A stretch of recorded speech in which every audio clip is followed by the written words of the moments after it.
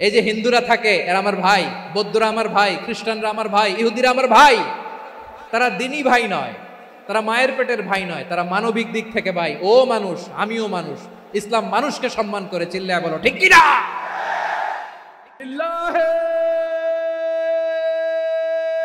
বিশ্ব মানবতার পক্ষে বলে না ঝারি, মজলুম জনতার পক্ষে বলে না ঝারি, আল কুরআনের পক্ষে বলে না ঝারি, রাসূলের সুন্নাহর পক্ষে বলে না ঝারি, মিজানুর রহমান আজহারি, মিজানুর রহমান আজহারি, মিজানুর রহমান আজহারি, মিজানুর রহমান আজহারি। লক্ষ লক্ষ তাওহীদি জনতা, পেছনে অনেকে জায়গা পায় নাই, কিন্তু কোনো আওয়াজ নাই, সবাই দাঁড়িয়ে আছে। এলইডি স্ক্রিন আছে, আপনারা স্ক্রিনে দেখতে পাচ্ছেন। আলহামদুলিল্লাহ, আমি সবাইকে দেখতে পাচ্ছি। মাশাআল্লাহ, মাশাআল্লাহ। শান্ত হয়ে আপনারা বসুন। অল্প কিছু সময় কথা বলার সুযোগ আমি পাবো, যেহেতু আমি হেলিকপ্টারে করে এসেছি। হেলিকপ্টারগুলোর আবার একটা পলিসি আছে, সানসেটের আগে, সূর্য ডোবার আগে তাদেরকে এয়ারপোর্টে আবার ল্যান্ড করতে হয়। তো এখানে 3:30টার মধ্যে আমাকে উঠে যেতে হবে। আমি যদি বারবার আপনাদেরকে থামাতে থাকি, শান্ত হতে বলি, এবং এগুলোতেই যদি আমরা সময় নষ্ট করে ফেলি, তাহলে এই যে বিশাল মহাসমাবেশ, বিশাল আয়োজন, যেখানে 2-4টা আমি বার্তা দিতে চাই, এগুলো ব্যাহত হবে। লালমনিরহাটের ছেলেরা খুব ভদ্র, শান্তশিষ্ট। আসার পর থেকে আমাকে রিসিভ করা থেকে শুরু করে, স্টেজে আনা থেকে শুরু করে, এবং আলহামদুলিল্লাহ তরুণ জেনজি শ্রোতাদেরকে আমি দেখতে পাচ্ছি, তারা খুবই কোঅপারেট করার, অ্যাসিস্ট করার মানসিকতা আমার ভাইদের আছে। আলহামদুলিল্লাহ, আলহামদুলিল্লাহ। আমি চাইবো আমরা একটু নীরব, নিস্তব্ধ পরিবেশ তৈরি করার একটু চেষ্টা করব। প্রচণ্ড রোদ, আপনাদের যেমন কষ্ট হচ্ছে আমারও কষ্ট হচ্ছে। ওনারা বলেছিল স্টেজকে সরাবে, উপরে পর্দা দিবে। আমি বললাম দরকার নাই, যেই পরিস্থিতিতে আছি আমরা বসি, শান্ত হইতে হবে। এখানে আমি শান্ত হইতে বলবো, ভলান্টিয়ার্সরা মাইক নিয়ে শান্ত হইতে বলবে, আমাদের সম্মানিত উপস্থাপক উনি শান্ত হইতে বলবে। এগুলোর অপেক্ষায় না থেকে নিজ দায়িত্বে আমরা সবাই শান্ত থাকি, যাতে লালমনিরহাটের এই প্রোগ্রাম একটা ইতিহাস হয়ে থাকে বাংলাদেশে। ঠিক কিনা বলেন? এটা কোনো রাজনৈতিক সমাবেশ না। এখানে লাফালাফি, চিৎকার চেঁচামেচি, হাত দেখানোর দরকার নাই। হাত দেখানোর পর্ব শেষ। এখানেও ঠান্ডা হয়ে গেছে, মাশাআল্লাহ। হ্যাঁ, মাশাআল্লাহ। আমাদের ভলান্টিয়ার্স ভাইরা, আমাদের স্বেচ্ছাসেবক ভাইরা, আইন শৃঙ্খলা রক্ষাকারী ভাইরা অনেক চেষ্টা করতেছে, মাশাআল্লাহ। Very good. I am very happy to C this scenario, মাশাআল্লাহ, আলহামদুলিল্লাহ। আমি একটু দেখতে চাই যে রংপুর বিভাগের কে কোন জেলা থেকে আপনারা এসছেন। কুড়িগ্রাম থেকে কারা এসছেন দেখি? কুড়িগ্রাম, মাশাআল্লাহ, মাশাআল্লাহ। আচ্ছা, গাইবান্ধা জেলার কে আসছেন? গাইবান্ধা, হ্যাঁ, মাশাআল্লাহ। ঠাকুরগাঁও অনেকে আসছেন। দিনাজপুর জেলা থেকে, মাশাআল্লাহ। নীলফামারী, ঠিক আছে, ফি আমানিল্লাহ। পঞ্চগড় অনেক আসছে। রংপুর,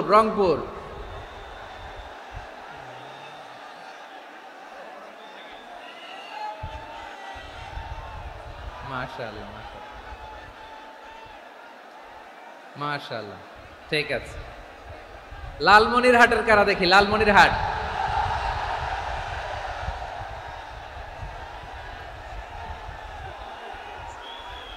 মাশাআল্লাহ, মাশাআল্লাহ, ঠিক আছে। আচ্ছা, এই রংপুর বিভাগের বাইরে থেকে অন্য জেলার কারা কারা আসছেন দেখি? তাও আছে অনেকে, মাশাআল্লাহ, ঠিক আছে, ঠিক আছে। আজকের প্রোগ্রামে উপস্থিত আছেন প্রধান অতিথি হিসেবে অধ্যক্ষ আসাদুল হাবিব দুলু ভাই, সাংগঠনিক সম্পাদক বিএনপি, জাতীয় নির্বাহী কমিটির সভাপতি, জেলা বিএনপি লালমনিরহাট। বিশেষ অতিথি হিসেবে আমাদের অনেক ভাইরা এসছেন, সবাইকে শুকরিয়া জানাই। সভাপতিত্ব করছেন জনাব আব্দুল হাকিম।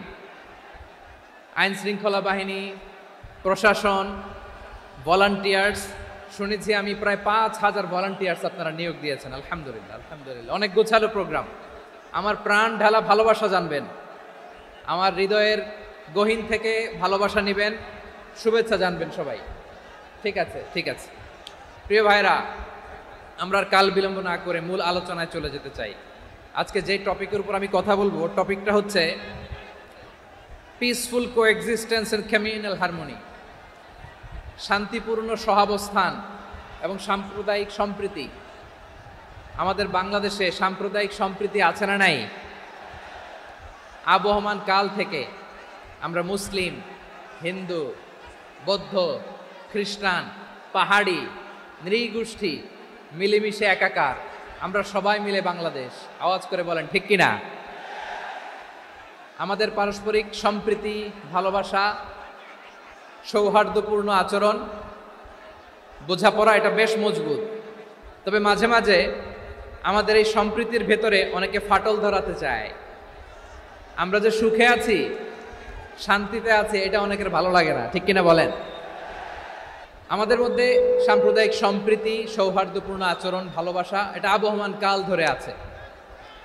তার প্রমাণ আমরা তাফসিরুল মাহফিলের আয়োজন করলে আমাদের হিন্দু ভাইরা ডিস্টার্ব করে না, ঠিক কিনা? এবং আমি যদি বলি হাত তোলেন, হিন্দু ধর্মের কারা কারা এসেছেন, কত শত কত হাজার যে হাত উঠবে, আপনি অবাক হয়ে যাবেন। আমি চাচ্ছি না হাত উঠাতে।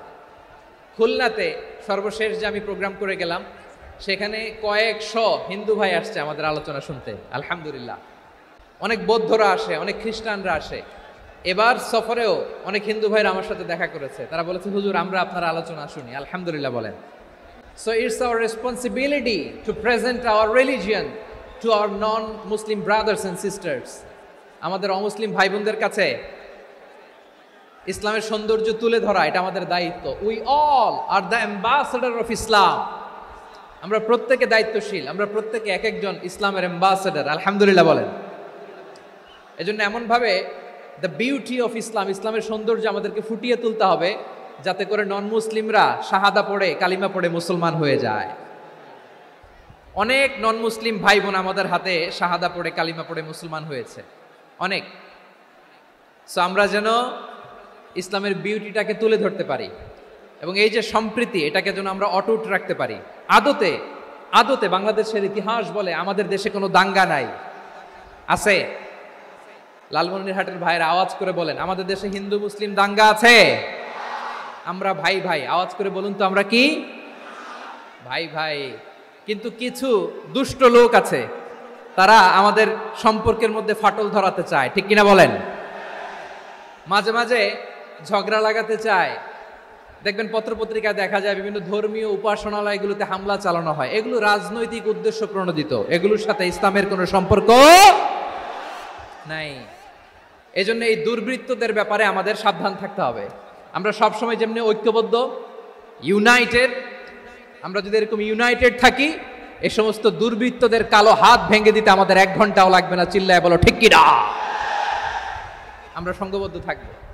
এই যে আমাদের পিসফুল কোএক্সিস্টেন্স, শান্তিপূর্ণ সহাবস্থান, যেদিন হিন্দুদের পূজা অনুষ্ঠান, আমরা ওই দিন তাফসির মাহফিল করি না, ঠিক কিনা বলেন?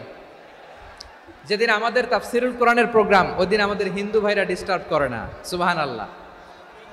হিন্দুদের পূজা অনুষ্ঠানে মাদ্রাসার ছাত্র যে পাহারা দেয়, গোটা বিশ্বে এরকম দৃষ্টান্ত নজির বিরল, ঠিক কিনা বলেন? আইন শৃঙ্খলা বাহিনীর পাশাপাশি মাদ্রাসার ছাত্ররা যে সেখানে পাহারা দেয়, গোটা পৃথিবীতে এই দৃষ্টান্ত আপনি পাবেন।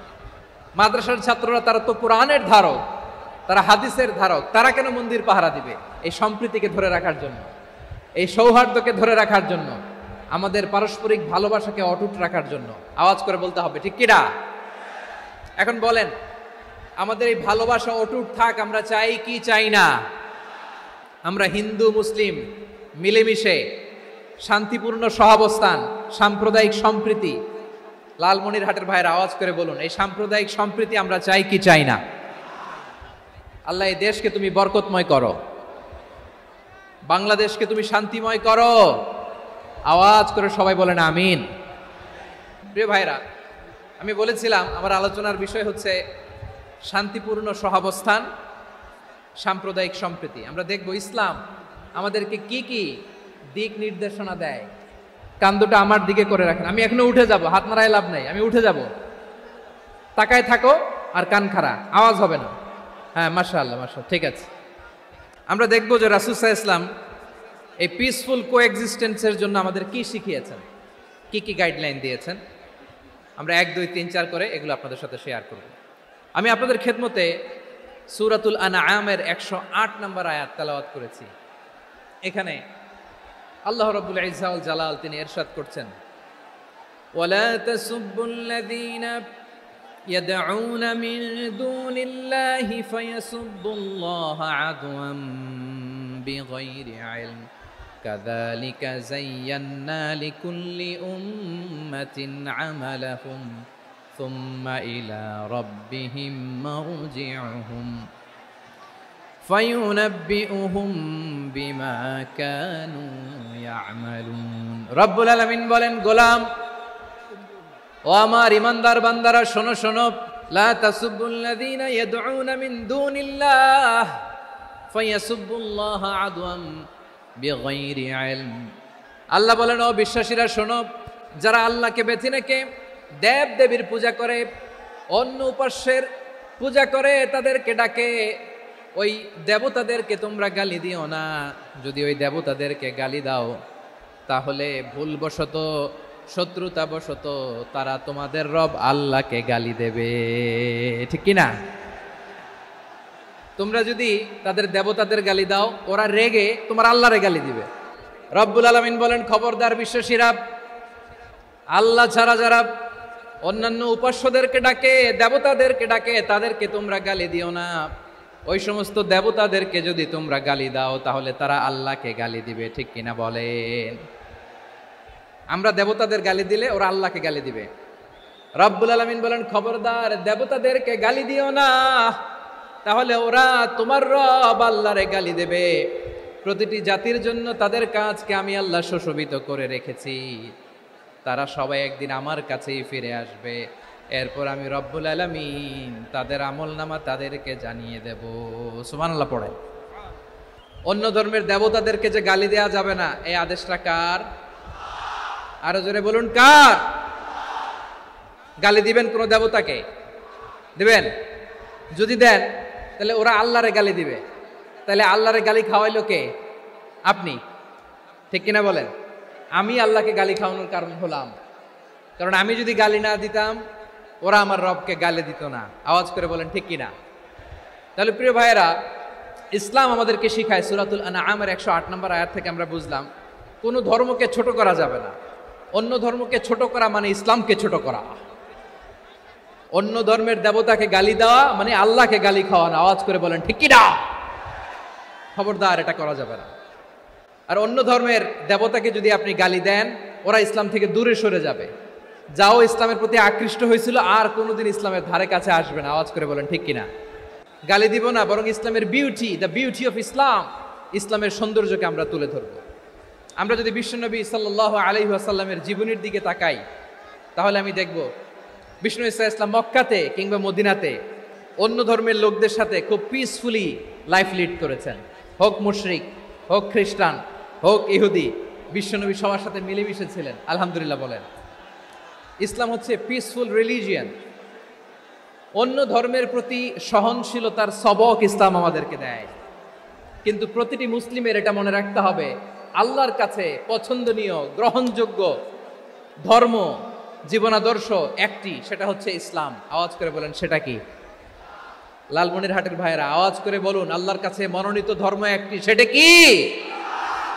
এজন্য রব্বুল আলামিন বলেন, ইন্নাদ-দীনা ইনদাল্লাহিল ইসলাম, আল্লাহর কাছে মনোনীত, গ্রহণযোগ্য, অ্যাকসেপ্টেড ধর্ম মতাদর্শ একটা, সেটা হলো ইসলাম। ইসলাম ছাড়া অন্য কোনো ধর্ম যদি কেউ তালাশ করে, তার ওই ধর্ম আল্লাহ গ্রহণ করবে না। ওমাই ইয়াবতাগি গায়রাল ইসলামি দীনান ফালাই ইউকবালা মিন ওয়া হুয়া ফিল আখিরাতি মিনাল খাসিরিন।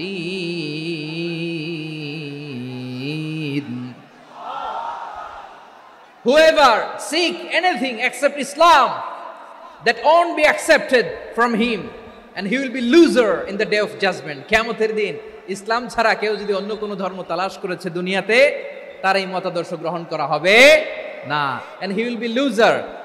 সে হবে লুজার, ক্ষতিগ্রস্ত, হাই হাই কোম্পানির ম্যানেজার। ওর আমও শেষ, সালাও শেষ। আওয়াজ করে বলেন ঠিক কি না? এজন্য ইসলাম পেয়ে আমরা খুশি না বেজার? প্রত্যেক নামাজ শেষে আমরা আল্লাহরে বলি, আল্লাহ রাদিতু বিল্লাহি রাব্বা ওয়া বিল ইসলামি দীনা ওয়া বি মুহাম্মাদিন নাবিয়ান ওয়া রাসূলা।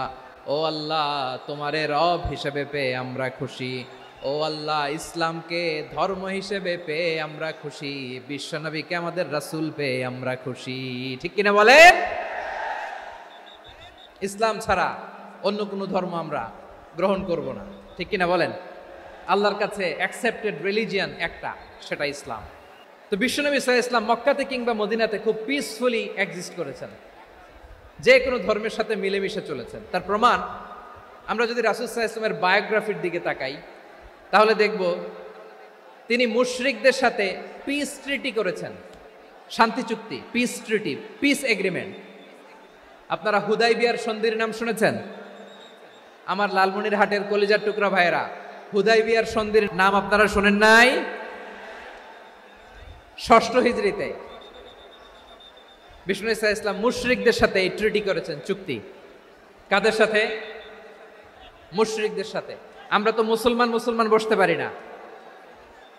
আমরা দুই মুসলিম ভাই একসাথে বসে চা খেতে পারি না, গল্প করতে পারি না। বিষ্ণু ঈসা ইসলাম মুশরিকদের সাথে ট্রিটি করেছেন, হুদাইবিয়ার সন্ধি। এই সন্ধির আগে মক্কা থেকে কেউ মদিনায় যেতে পারে না, মদিনা থেকে কেউ মক্কায় যেতে পারে না। কিন্তু এই সন্ধির পরে ট্রাফিক স্বাভাবিক হয়ে গেল। মক্কার লোকেরা মদিনায় আসতে পারে, মদিনার লোকেরা মক্কায় আসতে পারে। এটাকে বলে সুলহে Hudaibiya, the peace agreement of Hudaibiya, শান্তি চুক্তি। আমরা পৃথিবীতে এখন অনেক শান্তি চুক্তির নাম শুনি, এগুলো সব the piece treaty of Hudaibiya থেকে কপি করা। আল্লাহু আকবার। তাহলে বিশ্বনবী সাল্লাল্লাহু আলাইহি সাল্লাম তিনি যে শান্তিপূর্ণ সহাবস্থানে বিশ্বাসী ছিলেন, মুসলমানেরা যে অন্য ধর্মের প্রতি সহনশীল, তার প্রমাণ হচ্ছে এই পিস ট্রিটি। শুধু তাই নয়, মদিনায় যে বিষ্ণু ইসলাম মদিনা চার্টার করলেন, মদিনা সনদ, সাহিফাতুল মদিনা, এটার বলে মদিনা চার্টার। যে ওয়েস্টে, ইউরোপে, আমেরিকাতে তারা অনেক চার্টার করে, এই সব চার্টার মদিনা চার্টার থেকে কপি করা। আওয়াজ করে পড়েন সুবহানাল্লাহ। বিষ্ণু ইসলাম মদিনায় গেলেন, মদিনাতে মুসলিম, মুশরিক, ইয়াহুদি, এই তিন ধর্মের লোক মিলে সব স্টেক হোল্ডার যারা আছে সবাইকে নিয়ে বিষ্ণু ইসলাম মদিনা চার্টার করলেন, মদিনা সনদ। পড়েন সুবহানাল্লাহ। শুধু তাই নয়, মক্কাতে বিশ্বনবী পিস এগ্রিমেন্ট করলেন, শান্তি চুক্তি মুশরিকদের সাথে। মদিনাতে যে বিশ্বনবী মদিনা চার্টার করলেন, মদিনা সনদ করলেন ইহুদিদের সাথে। আবার মদিনাতে বিশ্বনবী ইহুদিদের সাথে পিস ডায়ালগ করলেন, ইন্টারফেথ ডায়ালগ করলেন, আন্তধর্মীয় সংলাপ করলেন। যেই সংলাপের মূল ভিত্তি ছিল তাওহীদ। মূল ভিত্তি ছিল কি? তাওহীদ। বিশ্বনবী ইহুদিদেরকে ডাকলেন, আহ্বান করলেন, কুল ইয়া আহলাল কিতাবি তাআলাউ ইলা কালিমাতিন সাওয়াইন বাইনানা ওয়া বাইনাকুম আল্লা না'বুদা ইল্লাল্লাহ ولا نشرك به شيئا ولا يتخذ بعضنا بعضا أربابا من دون الله فإن تولوا فقولوا اشهدوا بأننا مسلمون سبحان الله পড়েন। বিশ্বনবী মদিনার ইহুদিদের ডেকে বললেন, ও ইহুদিরা, শোনো শোনো, আসো এমন একটা আদর্শের প্রশ্নে আমরা একত্রিত হই, যে আদর্শের প্রচার তোমাদের নবীরাও করেছে, আমিও করি। যে আদর্শের কথা তোমাদের পবিত্র ধর্মগ্রন্থগুলোতে আছে, আমার কোরআনেও আছে, সেটা হলো তাওহীদ। আমরা এক আল্লাহ ছাড়া কারো ইবাদত করব না, আল্লাহর সাথে কাউরে শরীক করব না, আল্লাহ ছাড়া কাউরে রব মানব না। পড়েন সুবহানাল্লাহ।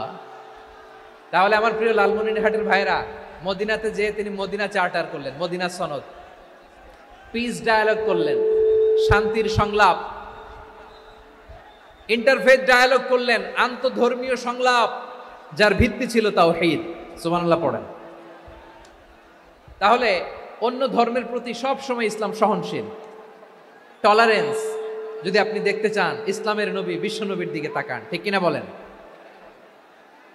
আমরা তো সংখ্যালঘুদের রাইটস প্রোটেক্ট করার জন্য কত আইন বানাই, কত বৈঠক করি, কত সংবাদ সম্মেলন করি।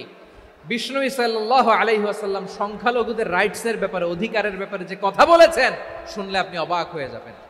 বিশ্বনবী বলেন, আলা মান যালামা মুআহাদান আও ইনতাকাসাহু আও কাল্লাফাহু ফাওকা তাআতিহি আও কাল্লাফাহু ফাওকা তাকাতিহি আও আখাযা মিনহু শাইআন বিগাইরি তিবি নাফসিন ওয়া আনা হাজিজুহু ইয়াউমাল কিয়ামা। খবরদার, জেনে রাখো, কেউ যদি কোনো সংখ্যালঘুর উপরে অত্যাচার করে, কোনো সংখ্যালঘুর প্রাপ্য থেকে যদি কেউ কাউকে ঠকায়, কোনো সংখ্যালঘুর সম্পদ যদি কেউ জোর করে কেড়ে নেয়, আমি কিয়ামতের দিন বিশ্বনবী ওই সংখ্যালঘুর পক্ষে আর ওই মুসলমানদের বিপক্ষে বাদী হয়ে দাঁড়াবো। সুবহানাল্লাহ বলতে পারলেন না? আল্লাহু আকবার। আপনি নামাজি, আপনি মুসল্লি, আপনি হাজী সাহেব, তাহাজ্জুদ পড়তে পড়তে কপালে দাগ ফেলে দিছেন, আপনার প্রতিবেশী হিন্দু, ভাবছেন আমার তো পাওয়ার আছে, ওর জমিটা দখল করি। বিশ্বনবী বলেন, কিয়ামতের দিন ওই হিন্দুর পক্ষে তোর বিরুদ্ধে আমি বাদী হয়ে দাঁড়াবো। পৃথিবীর কোন ধর্মে এরকম স্টেটমেন্ট পাবেন? পাবেন? আপনি ভাবছেন আপনি নামাজ পড়লে হাজী সাহেব কপালে দাগ ফেলায় দিলে আপনি সেলসেলায় জান্নাতে চলে যাবেন না? খবরদার। বিশ্বনবী বলেন, কোন সংখ্যালঘুর উপর যদি কেউ আক্রমণ করে, তার প্রাপ্য তাকে না দিয়ে যদি তাকে ঠকায়, তার উপর জুলুম করে, তার সম্পদ যদি কেড়ে নেয়, আমি নবী, তুমি মুসলিম হইতে পারো, মুসল্লি হইতে পারো, তার পক্ষে তোমার বিপক্ষে আল্লাহর দরবারে বাদী হয়ে দাঁড়াবো। আচ্ছা লালমনিরহাটের ভাইরা, বিশ্বনবী যদি কিয়ামতের দিন কারো বিপক্ষে দাঁড়ায়, ও তো সেলসেলায়া জান্নাতি, তাই না? জান্নাতি না? যে নবীর সুপারিশ ছাড়া জান্নাতের গেটও দেখা যাবে না, ওই নবী যদি বলে তোর বিপক্ষে আমি বাদী হয়ে দাঁড়াবো, ওই জান্নাতে আর ঢোকার কোনো সুযোগ আমাদের থাকবে? এখানেই শেষ না আমার প্রিয় লালমনিরহাটের ভাইয়েরা, এখানেই শেষ নয়। বিশ্বনবী বলেন, মান কাতালা মুআহাদান, বুখারীর বর্ণনা, মান কাতালা মুআহাদান লাম ইয়ারাহ রাইহাতাল জান্নাহ। অন্যায় ভাবে কোন মুসলিম যদি কোনো সংখ্যালঘুরে হত্যা করে, জান্নাতে যাওয়া তো দূরের কথা, ওই মুসলিম জান্নাতের ঘ্রাণও পাবে না। সেই বুখারীর বর্ণনা, মান কাতালা মুআহাদান লাম ইয়ারাহ রাইহাতাল জান্নাহ ওয়া ইন্না রিহাহা লা ইউজাদু মিন মাসিরাতি 40 আমা। যে জান্নাতের ঘ্রাণ 40 বছর দূরের রাস্তা থেকেই পাওয়া যায়। সুবহানাল্লাহ পড়েন। প্রিয় ভাইরা, এখান থেকে জান্নাতে পৌঁছতে লাগবে 40 বছর। এত দূর। কত বছর? সবাই বলেন কত বছর? এখান থেকে জান্নাতে পৌঁছতে লাগবে 40 বছর। এত দূরে থাকতেই জান্নাতের ঘ্রাণ আপনার নাকে এসে ধাক্কা মারবে। বিষ্ণুই বলেন, যে ব্যক্তি কোনো সংখ্যালঘুকে হত্যা করে, জান্নাতে তো ঢুকতে পারবেই না, জান্নাতের ঘ্রাণও তার নাকে লাগবে না। পড়েন নাউযুবিল্লাহ। তাহলে সংখ্যালঘুদের ব্যাপারে ইসলামে অধিকার দেয়া আছে না নাই?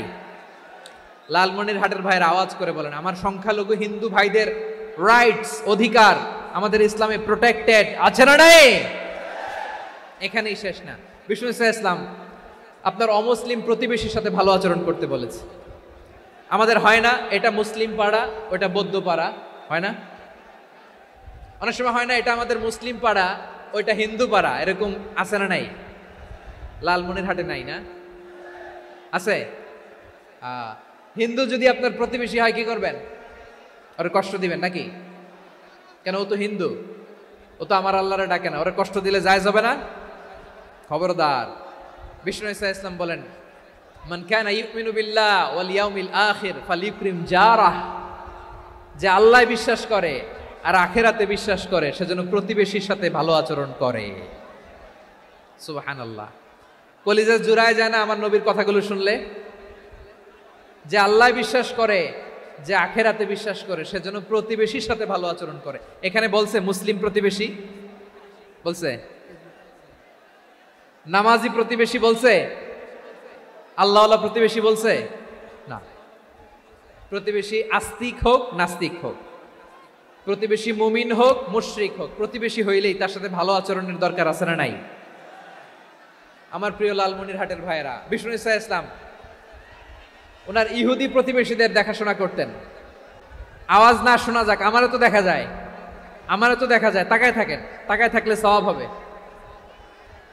কোরআনের কথা যেখান থেকে হয় এদিকে তাকায় থাকলেই বরকত। তাকায় থাকেন। জি জি, মাইক, আমি তো আর মাইক ঠিক করতে আসি না এদিকে, এই মাইক ঠিক করব, ওই মাইক ঠিক করব, ওদিকে পাইলট বলবে হুজুর চলে আসেন। জি বসুন বসুন, মাশাআল্লাহ, হ্যাঁ খুব শান্ত, ঠিক আছে। পুলিশ ভাইরা না খেয়ে দিনরাত আপনারা যাতে সুশৃঙ্খল একটা প্রোগ্রাম উপহার পান এটাই চেষ্টা করতেছে, আপনাদেরকে কষ্ট দিতে আসে নাই, একটু একটু সহযোগিতা করেন। জি মাশাআল্লাহ, হ্যাঁ ঠিক আছে। আমার প্রিয় ভাইরা, প্রতিবেশী আস্তিক হোক নাস্তিক হোক, মুসলিম হোক হিন্দু হোক, তার সাথে ভালো আচরণ করতে হবে। বিষ্ণু ইসা ইসলাম ওনার ইহুদি প্রতিবেশীর বাসায় যেতেন। কোন প্রতিবেশী? ইহুদি। আওয়াজ করে বলেন, কোন প্রতিবেশী? ইহুদি। এক ইহুদি কিশোর বিষ্ণু ইসা ইসলামের খেদমত করতে, ইহুদি ছেলে আমার নবীর খেদমত করতো, তারা ছিল নবীর প্রতিবেশী। তো অনেক দিন হয় ইহুদি ছেলেটা আসে না। বিষ্ণুনবী খোঁজ দিলেন, ঘটনা কি? একটা ইহুদি ছেলে না আমার খেদমতে আসতো, ছেলেটা কই? খোঁজ নিয়ে জানলেন ছেলেটা অসুস্থ। বিষ্ণু ইসা ইসলাম ওই ইহুদির বাড়িতে চলে গেলেন ওই ছেলেটাকে দেখা করার জন্য, ভিজিট করার জন্য। সুবহানাল্লাহ পড়বেন না? গেলেন, যে দেখে ইহুদি ছেলেটা মুমূর্ষ, জান জান যায় যায় ভাব, বিছানায় পড়ে আছে, তার বাবা দাঁড়ানো। বিশ্বনবী তার মাথার পাশে বসলেন, মাথায় হাত বুলিয়ে দিলেন, আর ছেলেটাকে বললেন আসলিম, হে ইহুদি ছেলে আসলিম, ইসলাম ধর্ম গ্রহণ করো। তো ছোট্ট ছেলে ভাবে আমরা ইহুদি, এখন ইসলাম ধর্ম গ্রহণ করলে আব্বা যদি বকা দেয়, ফানাযারা ইলা ওয়াজহি আবি, ছেলেটা তার বাবার চেহারার দিকে তাকালো, দেখি আব্বা কি কয়। আব্বা যদি বলে তাইলে ইসলাম ধর্ম গ্রহণ করবে। ইহুদি ছেলেটা তার বাবার দিকে যখন তাকালো, ওর বাবা বলে আতিয়া আবুল কাসিম, আবুল কাসিম যা বলে তাই করো। আবুল কাসিম হচ্ছে বিষ্ণু ইসা ইসলামের একটা কুনিয়াত, উপনাম। আমার রাসূলের বড় ছেলের নাম ছিল কাসেম। যেমন দেখবেন আমাদের এলাকায় কারো ছেলের বড় ছেলের নাম যদি হয় আব্দুল্লাহ, এরা আব্দুল্লাহর বাপ বলে ডাকে। কারো বড় মেয়ের নাম যদি হয় ফাতেমা, এরা কি ডাকে? ফাতেমার বাপ বলে না? তো বিষ্ণু ইসা ইসলামের বড় ছেলের নাম ছিল কাসেম। ইহুদি বাবা বলল আতিয়া আবুল কাসেম, আবুল কাসেম যা বলে তাই শোনো, মানে মোহাম্মদ যা বলে তাই শোনো। এই কথা শুনে ছেলে সাহস পাইছে, ছেলে আবার পড়তে আরম্ভ করলো আশহাদু আল্লাহ ইলাহা ইল্লাল্লাহ ওয়া আশহাদু আন্না মুহাম্মাদার রাসূলুল্লাহ, পড়েন আল্লাহু আকবার। বিশ্বনবীর আহ্বান শুনে ওই আহ্বানে সাড়া দিয়ে ইহুদি ছেলে শাহাদা পড়ে মুসলমান হয়ে গেল। তার হৃদয়টারে ঈমানের নূর দিয়ে আলোকিত করে দিল কে? প্রিয় ভাইরা, এবার রাসূল সাল্লাল্লাহু আলাইহি ওয়াসাল্লাম বের হয়ে আসলেন ঘর থেকে, আর বললেন আলহামদুলিল্লাহিল্লাযী আনকাযাহু মিনান নার, প্রশংসা সে আল্লাহর যে আল্লাহ জাহান্নামে চলে যাচ্ছিল প্রায় এমন একটা লোককে মুহূর্তের মধ্যে কালেমায়ে শাহাদাতের বদৌলতে জান্নাতি বানায় দিলেন। আওয়াজ করে পড়েন সুবহানাল্লাহ। এই হাদিস থেকে আমরা কি শিখলাম? What is the moral of the story? এক নম্বর স্টোরি হলো, প্রতিবেশী ইহুদি হোক হিন্দু হোক, যাবেন, সুসম্পর্ক রাখবেন, উপহার দিবেন, বিপদে পাশে দাঁড়াবেন, তাইলেই তো আপনাদের প্রতি, মুসলমানদের প্রতি তারা আকৃষ্ট হবে, ঠিক কিনা বলেন? আপনি যদি হিন্দুদের সাথে বৌদ্ধদের সাথে নাই মিশেন, নাস্তিকের কাছে নাই যান, তো ইসলামের সৌন্দর্যটা ওরা বুঝবে কেমনে? আমার অনেক হিন্দু পরিচিত ভাই আছে, ওরা আমাদের ইফতারির প্রোগ্রামে এসে একসাথে ইফতারি করে। অনেক মদখোর আমার সাথে বসে একসাথে ডিনার করে, হাফ প্যান্ট পরা, গলায় স্বর্ণের চেইন, হাতে স্বর্ণের ব্রেসলেট, আইসা আমার সাথে ডিনার করছে, আছে এরকম। গাঁজাখোর, আমি বলে আসো, welcome welcome to my dinner, আসো বসো, বসলেই তো আমি ওর ডিএনএ, চিন্তার ডিএনএ চেঞ্জ করে দেওয়ার সুযোগ পাবো। চিল্লায় বলো ঠিক কি না? আসতে হবে আমার কাছে। Our door is open, the door of Islam is open 24/7. সব সময় আমাদের ইসলামের দরজা আমার অমুসলিম ভাইদের জন্য খোলা আছে না নাই? এই হাদিস থেকে দুইটা শিক্ষা। এক নম্বর শিক্ষা, প্রতিবেশী মুসলিম হোক অমুসলিম হোক, যান, অসুস্থ হইলে একটু আপেল নিয়ে যান, আঙ্গুর নিয়ে যান, কমলা নিয়ে যান, তাদের সাথে ভালো আচরণ করেন। ইসলামের বিউটি দেখে, সৌন্দর্য দেখে অবাক হবে, নসিব ভালো হলে কোনোদিন কালিমা পড়ে মুসলমান হয়ে যাবে, ঠিক কিনা বলেন? তাহলে অমুসলিমের সাথে ভালো সম্পর্ক। বিশ্বনবী ইহুদির বাড়িতে গেলেন, ইহুদির বাড়ি, আর আমার মুসলমান ভাই আমার কাফের বলে, এরকম আছে না নাই? মুসলিমরা দেখতে পারে না, সহ্য করতে পারে। বিষ্ণু ইসলাম ইহুদির বাড়িতে গেলেন, এটা একটা শিক্ষা। আচ্ছা, 2 নম্বর শিক্ষা হলো বিষ্ণু ইসলামের খাদেম ছিল ইহুদি, এতদিন খেদমত করলো, একদিনও বিশ্বনবী ওরা কালিমার দাওয়াত দেয় নাই। কারণ কি? বিশ্বনবী একটা ভালো সময়ের অপেক্ষা করতেছিলেন, প্রপার টাইমিং। দায়ীর কাজ হচ্ছে দাঈ ইলাল্লাহ, সে হচ্ছে সুযোগ সন্ধানী। দায়ী সুযোগ খোঁজে, কখন দাওয়া দিলে ব্যাটে বলে হবে, ঝোপ বুঝে কোপ মারে, ঠিক কিনা বলেন? বিষ্ণু ইসলাম ভালো সময়ের অপেক্ষা করতেছিলেন, দেখি ভালো সময় আসুক আসুক আসুক আসুক। আস্তে আস্তে এমন সময় আসছে, ছেলে এবার মুমূর্ষ। অসুস্থ ব্যক্তির হৃদয় অত্যন্ত নরম থাকে, হসপিটালে যখন কেউ যায় তার হৃদয়টা বড্ড নরম থাকে, মৃত্যুর ভয়ে তার অন্তরটা নরম থাকে, ঠিক কিনা বলেন? এই প্রপার টাইমিং এর অপেক্ষা করতেছিলেন। যখনই টাইমিং পেয়েছেন দাওয়াত দিলেন, পড়ো লা ইলাহা ইল্লাল্লাহ, সুবহানাল্লাহ পড়েন সবাই। তাহলে ইসলাম অমুসলিম প্রতিবেশীর সাথে ভালো আচরণ করতে বলে, ইসলাম অমুসলিম মাতা পিতার সাথেও ভালো আচরণ করতে বলে। মাতা পিতা যদি অমুসলিম হয় তাহলে ফেলে দিতে পারবেন? পারবেন? আমার লালমনিরহাটের ভাইয়েরা, অনেক হিন্দু ছেলে আমাদের হাতে শাহাদা পড়ে মুসলিম হয়, কিন্তু ওর মা মুসলমান হয় নাই, বাবাও হয় নাই, এরকম আছে না নাই? তো ও হয়েছে মুসলিম, মা বাপ হিন্দু, এখন মা বাপ কি বাদ? হ্যাঁ, মা বাপ বাদ দেয়া যাবে? যেই মা আপনারে 9 মাস 8 মাস পেটে ধারণ করলো, আপনার মায়ের নার ছেঁড়া ধন, আপনি ওই মারে বাদ দিতে পারবেন? যেই মায়ের বুকের তাজা দুধ খেয়ে আপনি আজকে বাড়ন্ত তাজা তরতাজা, ওই মারে বাদ দেয়া যাবে?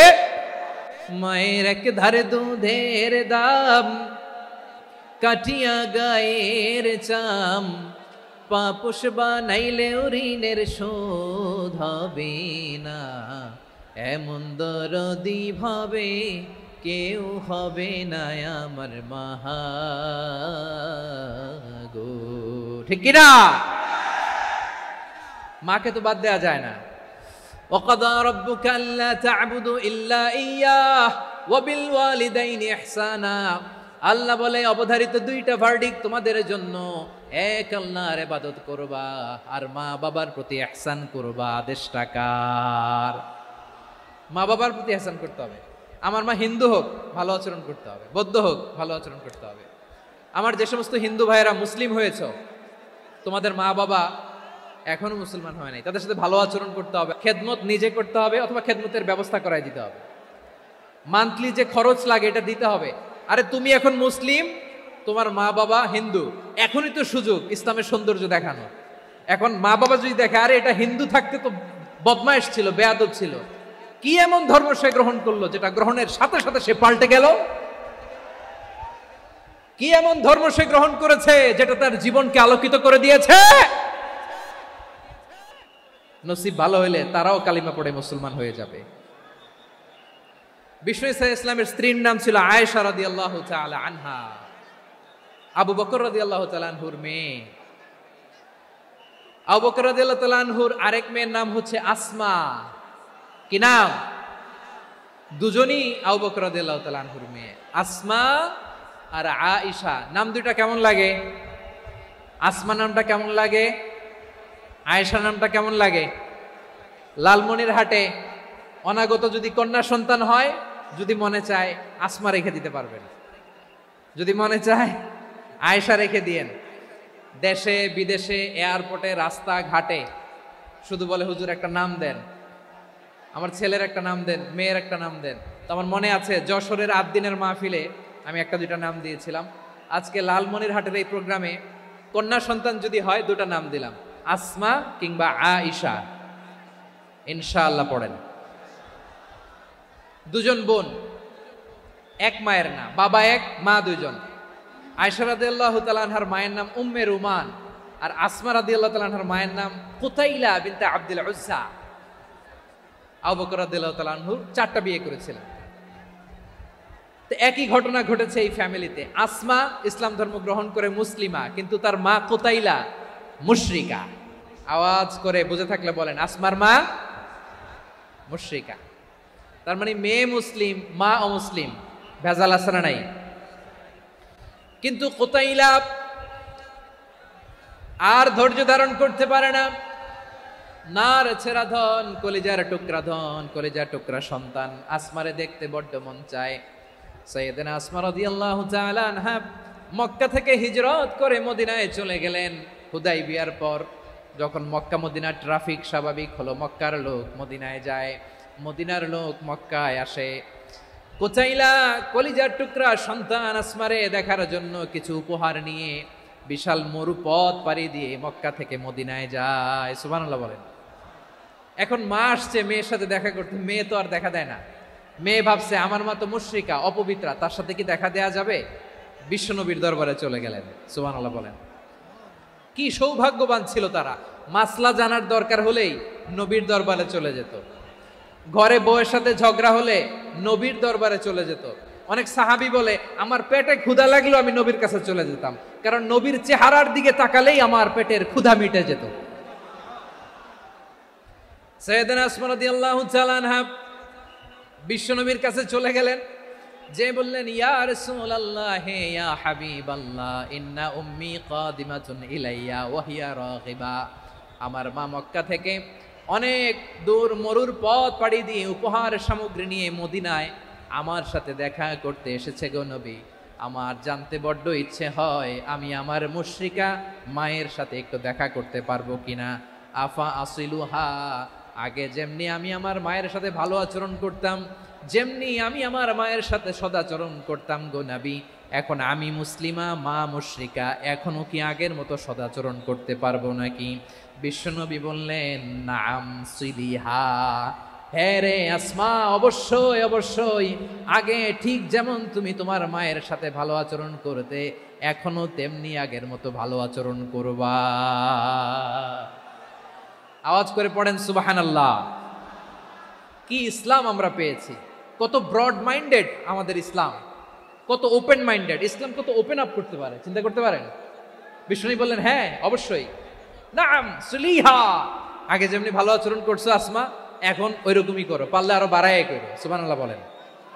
তাহলে আমার যে হিন্দু ভাইয়েরা হিন্দু বোনেরা ইমানের বদৌলতে দৌলতে আপনি ধন্য হয়েছেন, আপনার আম্মা আব্বা এখনো মুসলমান হয় নাই, তাদের জন্য দোয়া করেন, তাদের জন্য দোয়া করেন, আল্লাহ যেন তাদেরকেও ইমানের দৌলত দান করে। আমরা সবাই পড়ি আমিন, আরো জোরে পড়েন আমিন। এখন বলেন ইসলাম কি ন্যারো মাইন্ডেড রিলিজিয়ান না ব্রড মাইন্ডেড? লালমনিরহাটের যুবক ভাইরা আওয়াজ করো, ইসলাম কি ন্যারো মাইন্ডেড না ব্রড মাইন্ডেড? কতটা ব্রড মাইন্ডেড দেখেন। বিশ্বনবী সাল্লাল্লাহু আলাইহি সাল্লাম অমুসলিমরা যদি নবীকে উপহার দিত ওই উপহারও বিশ্বনবী গ্রহণ করতেন। সুবহানাল্লাহ পড়েন। আপনার অমুসলিম বন্ধু যদি উপহার দেয় সেটাও আপনি নিতে পারবেন, যেটা নেওয়া জায়েজ। কিন্তু আপনার বন্ধু যদি আপনার মদের বোতল দেয় নিতে পারবেন? হ্যাঁ, মদের বোতল দিলে পারবেন না। আপনার বন্ধু যদি আপনার পর্ক দেয়, পর্ক শুকরের গোশত মিশ্রিত কোনো খাবার, ওটা নিতে পারবেন না। হালাল যে কোনো জিনিস নিতে পারবেন। বিশ্বনবী সাল্লাল্লাহু আলাইহি ওয়াসাল্লাম অমুসলিমদের দেয়া হাদিয়া গ্রহণ করতেন। কেমন নবী ছিলেন, আমার নবীরে চিনে নেন, আমার নবীর অ্যাটিটিউড জেনে নেন। বিশ্বনবী সাল্লাল্লাহু আলাইহি ওয়াসাল্লাম যখন কোনো জনপদে যেতেন 3টা অপশন নিয়ে যেতেন। প্রিয় ভাইয়ের আওয়াজ করে বলতে হবে, কোন জনপদে গেলে আমার নবীর অপশন থাকতো কয়টা? আমার মতো 3 আঙ্গুল উঁচু করে দেখান আর বলুন আমার নবী কোন জনপদে গেলে কয়টা অপশন নিয়ে যেতেন? 1 নম্বর অপশন আসলিম তাসলাম। নতুন এলাকায় গেলে বলতেন আসলিম তাসলাম, ইসলাম ধর্ম গ্রহণ করো, শান্তিতে থাকবা, আমার ভাই হয়ে যাবো, আমরা ভাই ভাই, ইসলাম মানো, আমরা ভাই ভাই। অপশন নাম্বার কত? 1। যদি বলে না ইসলাম মানবো না, ওকে, অপশন নাম্বার 2, মুসলিম হওয়ার দরকার নাই, লা ইকরাহা ফিদ্দিন, ইসলামে কোনো বাড়াবাড়ি নাই। খ্রিস্টান আছো থাকো, বৌদ্ধ আছো থাকো, ইহুদি থাকতে চাও থাকো, কিন্তু আমরা যেহেতু রিজিওনাল সুপার পাওয়ার, আমাদের আন্ডারে থাকো, ট্যাক্স দিয়া থাকো, এটার বলে জিজিয়া। আলেম যারা আছেন বুঝবেন এটার আরবিতে কি বলে, জিজিয়া। You pay us the tax, we will give you the security. তোমরা ট্যাক্স দিবা, আমরা সিকিউরিটি দিব, আমাদের আওতায় থাকবা, কেউ তোমাদেরকে আক্রমণ করতে পারবে না, আমরা নিরাপত্তা দিব। সুবহানাল্লাহ বলেন। এটা অপশন নাম্বার কত? আচ্ছা বুঝে থাকলে বলেন 1 নাম্বার অপশন কি ছিল? ইসলাম। ইসলাম মানো, শান্তিতে থাকবা, ভাই ভাই, আমরা ভাই ভাই। অপশন নাম্বার 2, ট্যাক্স দাও, আমরা নিরাপত্তা দিব, মুসলিম হওয়া লাগবে না। এখন 1 নাম্বারও মানে না, 2 নাম্বারও মানে না, মুসলিম হব না, ভালো খ্রিস্টান থাকো, ট্যাক্স দাও, আমরা সিকিউরিটি দিব না, এটাও মানি না। বিষ্ণু বলেন তাহলে তলোয়ার আমাদের আর তোমাদের মাঝে ফয়সালা করবে। মুসলিমও হব না, ট্যাক্স দিবা, নিরাপত্তা দিব, আমরা সুপার পাওয়ার, আমাদের আন্ডারে থাকবে, এটাও না। তাহলে তোমাদেরকে তো আমরা বিশ্বাস করতে পারি না, কখন না কখন বিশ্বাসঘাতকতা করো, কার সাথে মিলে হাত মিলাও, তলোয়ার আমাদের মাঝে ফয়সালা করবে। তখন তিনি জেহাদের সশস্ত্র সংগ্রামের ঘোষণা দিতেন। সুবহানাল্লাহ পড়েন। দেখেন পশ্চিমারা জেহাদকে এইভাবে চিত্রায়িত করে না। ওরা জেহাদ বলতে বুঝায় তলোয়ার, হাত কাটো, গলা কাটো না। জেহাদ সশস্ত্র সংগ্রাম 3 নম্বরে। অধিকাংশ ক্ষেত্রেই বিশ্বনবীর সুন্দর আচরণ দেখে, আরে আমার নবীর যে নুরানি চেহারা, অনেকে তো কেবল সিরেফ চেহারাটা দেখেই কালিমা পড়ে মুসলমান হয়ে গিয়েছে। যারা মুসলিম হয় নাই তারা তাদের ইসলামেই বলবৎ ছিল, ট্যাক্স দিয়ে ইসলামের আন্ডারে ছিল। যারা এটাও মানে নাই ওইটাও মানে নাই, তাদের বিরুদ্ধে জেহাদ। বিষ্ণু ইসলাম 7ম হিজরিতে যখন খায়বার বিজয়ের পরে ইসলাম রিজিওনাল সুপার পাওয়ার হিসেবে আত্মপ্রকাশ করলো, বিশ্বনবী চিঠি লিখলেন অন্যান্য সুপার পাওয়ারের কাছে, রাষ্ট্রীয় চিঠি লেখে এক রাষ্ট্রপ্রধান আরেক রাষ্ট্রপ্রধানের কাছে, ঠিক কিনা বলেন? জানেন না আপনারা? এই যে 24-এর ছাত্র নাগরিক অভ্যুত্থানে, এই অভ্যুত্থান যখন শুরু হয়, আমি তখন সাউথ আফ্রিকাতে, একটা স্ট্যাটাস দিয়েছিলাম, কোটা নয় গোটা দেশ সংস্কার করা লাগবে। শুধু বাংলাদেশ নয়, সারা বিশ্বের বাংলা ভাষাভাষী লোকেরা এই আন্দোলনের সাথে সমর্থন তারা করেছে, এটাকে সাপোর্ট করেছে, তারা সমর্থন দিয়েছে। আমাদের ইউনাইটেড আরব আমিরাতের বাংলাদেশি ভাইয়েরা তারা সেখানে রাস্তায় নেমে এসেছিল, জানেন? ওইখানে ডেমনস্ট্রেশন করা যায় না, সেখানকার সরকার তাদেরকে যাবজ্জীবন দিয়েছিল। তখন আমাদের এই যে প্রধান উপদেষ্টা ডক্টর মোহাম্মদ ইউনূস সরাসরি G2G বলে, এটারে G2G, government to government, G2G, উনি চিঠি লিখলেন যে তাদেরকে, ইউর হাইনেস, হে সম্মানিত আমির, আপনি আমার এই চিঠির কারণে আমার সম্মানে এই 53 জন বাংলাদেশিকে মাফ করে দেন। এই চিঠির বদৌলতে বেকসুর খালাস পেয়ে গিয়েছিল আমাদের ভাইরা, জানেন না এই ঘটনা আপনারা? তাহলে গভর্নমেন্ট টু গভর্নমেন্ট চিঠি দেওয়া হয়। 7ম হিজরিতে বিষ্ণু ইসলাম সব সুপার পাওয়ারের কাছে চিঠি দিলেন, রোমান সম্রাটের কাছে, পারস্য অধিপতির কাছে, মিশরের অধিপতির কাছে, সবার কাছে চিঠি লিখলেন। চিঠির ভাষা ছিল এরকম, মিন মুহাম্মাদিন রাসূলিল্লাহ ইলা মুকাওকিস আযীমিল কিবত, মুহাম্মদ রাসূলুল্লাহর পক্ষ থেকে মিশরের বাদশার কাছে, আসলিম তাসলাম, ইসলাম মানো শান্তিতে থাকবা, সালামুন আলা মান ইত্তাবা আল হুদা, শান্তি তার জন্য যে হেদায়েতের অনুসরণ করে। সুবহানাল্লাহ পড়েন। তো এই চিঠি অনেকে ভালোভাবে রিসিভ করেছে, অনেকে এই চিঠি পাওয়ার পরে নবীর কাছে আবার ইন রিটার্ন উপহার পাঠিয়েছে। কি পাঠিয়েছে? উপহার। মিশরের বাদশা মুকাওকিস তিনি বিশ্বনবীকে বিশাল এক উপহারের ডালি পাঠিয়েছেন। মিশরের বাদশা মুকাওকিস ছিলেন ধর্মে খ্রিস্টান। লালমনিরহাটের ভাইয়েরা আওয়াজ করে বলেন, মিশরের বাদশা ধর্মে কি ছিল? খ্রিস্টান। কি উপহার দিয়েছিল আমার নবীকে? শুনতে মনে চায়? আওয়াজ নাই লালমনিরহাটের গলায়, শুনতে মনে যায়? 1000 স্বর্ণ মুদ্রা, 1000 স্বর্ণ মুদ্রা। 2টা খ্রিস্টান দাসী, একজনের নাম মারিয়া বিনতে শামউন আল কিবতিয়া, আরেকজনের নাম সিরিন বিনতে শামউন আল কিবতিয়া। একজন খ্রিস্টান দাস 20 থান কাপড় জামা বানানোর জন্য, আমরা নবী যেন সেলাই করে জামা বানাতে পারে এজন্য 20 থান কাপড়, 20 থান ফাইন গার্মেন্ট। সুবহানাল্লাহ পড়বেন না? এরপরে একটা গাধা যেটার নাম ছিল উফাইর, আর একটা খচ্চর, এটার নাম ছিল দুলদুল। খচ্চর চিনেন? গাধা আর ঘোড়ার ক্রসিং এ যে প্রাণীটা দুনিয়াতে আসে ওটার খচ্চর বলে। তো এই যে সুপার পাওয়ার খ্রিস্টান বাদশার কাছে নবী চিঠি লিখলেন, ওই খ্রিস্টান বাদশা আমার নবীকে উপহার দিল, বিশ্বনবী এই উপহারগুলো সানন্দে গ্রহণ করেছে। সুবহানাল্লাহ পড়বেন না? তাহলে অমুসলিম কেউ যদি আপনাকে উপহার দেয়, হালাল উপহার হলে আপনি গ্রহণ করতে পারবেন।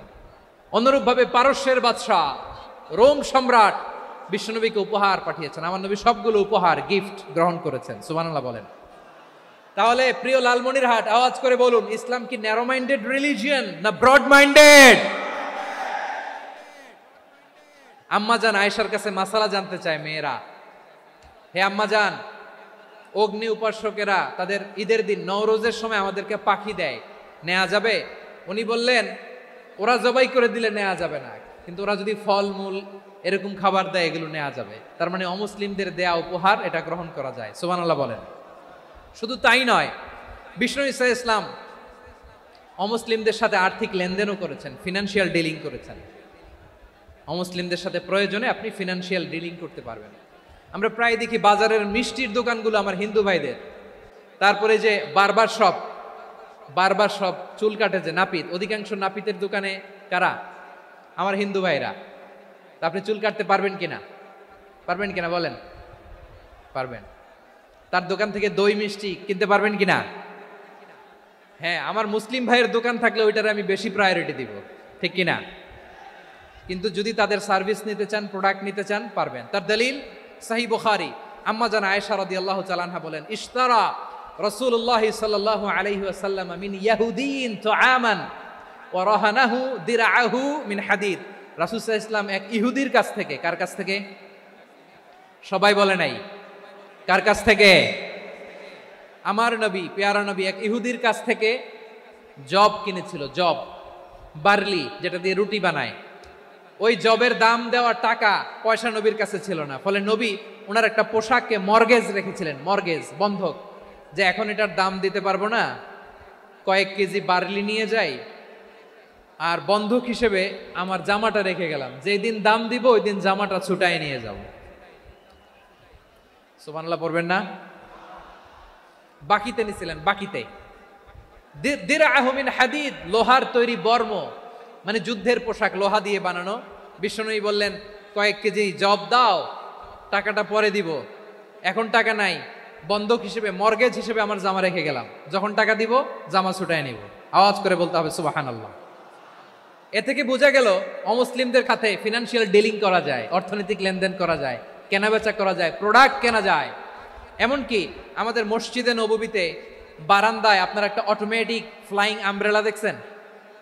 সূর্য যখন বাড়ে মসজিদে নববীর বারান্দায় ইয়ার্ডের মধ্যে অটোমেটিক্যালি কিছু আমব্রেলা আছে, শাঁ করে খুলে যায়, আর সূর্যের তাপ লাগে না। আবার সন্ধ্যাবেলায় এই আমব্রেলাগুলো ওরা ক্লোজ করে ফেলে, দেখেন নাই না? দেখছেন?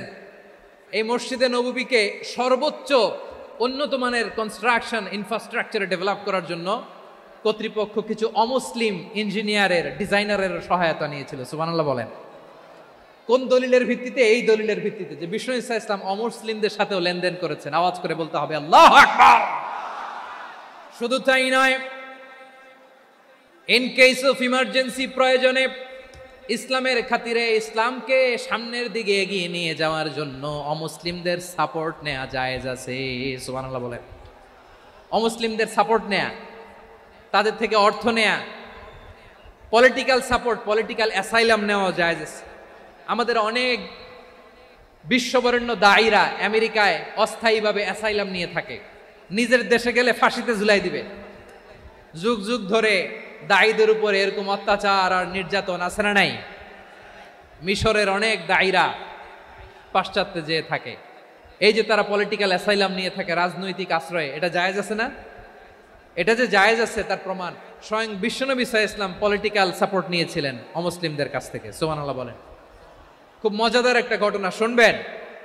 আপনাদের আগ্রহ দেখে তো মনে হয় না শোনার ইচ্ছা আছে।